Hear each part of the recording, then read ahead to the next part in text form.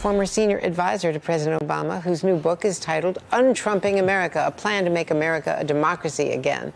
Hey, Dan, congratulations on the book. Thanks. It's great to see you again. Thank you, Andrea. Thanks for having me. Well, what do you think about these ads where it truly does look as though, Mike Bloomberg and Barack Obama, best buds? Yeah, that is not how I remember it. I do remember that 2012 endorsement that came 5 days before the election, and was, to say it was damning with faint praise would be generous, I think. Did they work together on issues? Absolutely. But the idea that I think these ads tell a story that is belied by the reality of that relationship, which I think is somewhat complicated.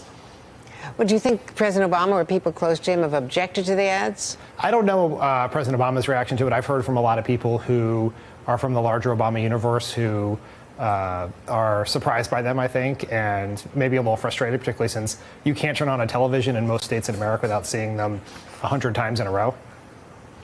Well, they've worked. I mean, the bet has worked. Absolutely. He's on the debate stage tomorrow night, and he's at, 19% in the polls.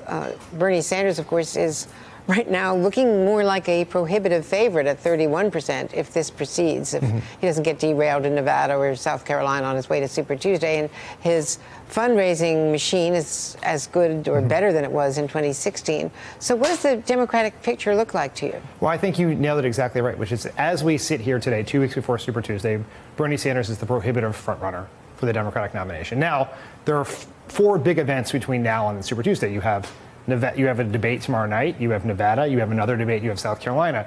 And so there are opportunities for either Sanders to stumble or another candidate to rise. This is, I think, Wednesday is going to be a huge test for Mike Bloomberg, who up to this point is an idea.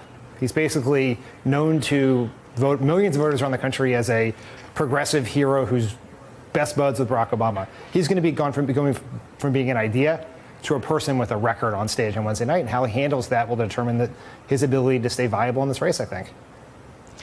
Now, I wanted to ask you about a couple of points you make in your book, which is really a roadmap as to how Democrats could fight back. You point out that Democrats have to recognize that Donald Trump is not an aberration or an accident. There will be no Republican epiphany during or after Trump. The media won't save us. Bob Mueller didn't save us. A lot of Democrats, it seems to me, were waiting for Mueller, and then they're waiting for impeachment. And they were waiting while the president and his team was, working on this incredible social media campaign, and their fundraising, and incumbency has huge advantages. So is it true that Democrats should not be kind of lulled into complacency by the fact that he hasn't hit 50%? Oh, we should certainly not be complacent in any way, shape, or form.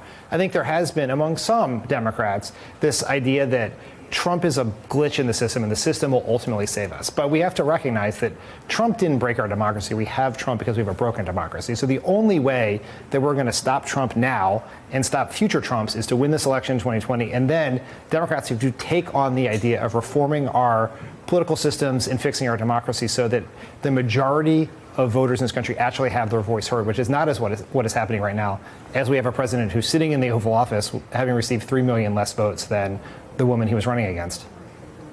And the president tweeting just, I guess, yesterday, did you hear the latest con job? President Obama is now trying to take credit for the economic boom taking place under the Trump administration. He had the weakest recovery since the Great Depression. Well, think back to 2009 and what you guys inherited and the tough measures that you had to go through and to beat Congress into bipartisan support also. When you think of that and the results of a sustained recovery, as weak as it was, what's your reaction? Well, I mean, the facts are very clear that the last 3 years of the Obama job growth in the last 3 years of the Obama administration are stronger than job growth in the first 3 years of the Trump administration.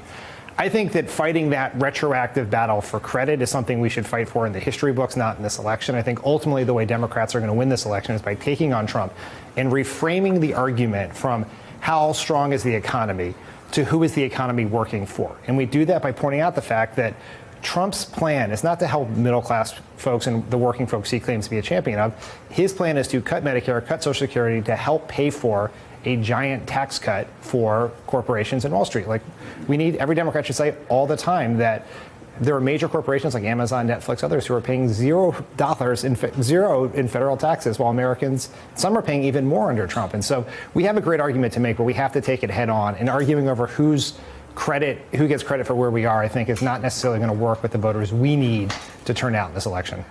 That's exactly what Nancy Pelosi has been saying. She's very smart, yes. Move on. It should be healthcare in the economy. Thank you so much, Dan. Great to see you. Thank you, Andrea. Thanks for the book. And the book is The Untrumping America, Plan to Make America a Democracy Again. And we'll be right back. Hey there, I'm Chris Hayes from MSNBC. Thanks for watching MSNBC on YouTube. If you want to keep up to date with the videos we're putting out, you can click subscribe just below me or click over on this list to see lots of other great videos.